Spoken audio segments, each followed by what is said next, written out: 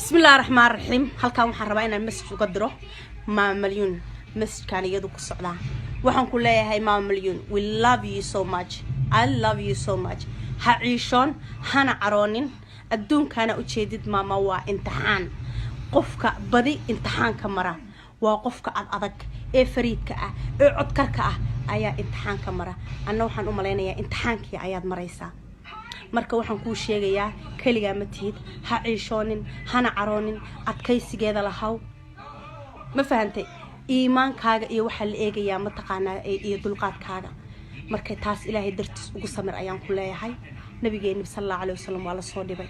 marka waxaan ku sheegayaa hadaa anu bilad bixin karo runtii bilad baan ku siin lahaa madaxda haweenka ayaanan ka dhigi lahaa marka waxaan ku sheegayaa kaliya ma tihid ha ciishoonin hana caroonin adkaysigeeda lahaw ma fahantay iimaankaaga iyo waxa la eegayaa ma taqaanaa iyo dulqaadkaaga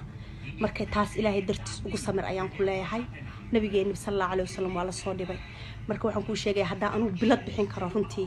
bilad baan ku siin lahaa madaxda haweenka ayaanan ka dhigi lahaa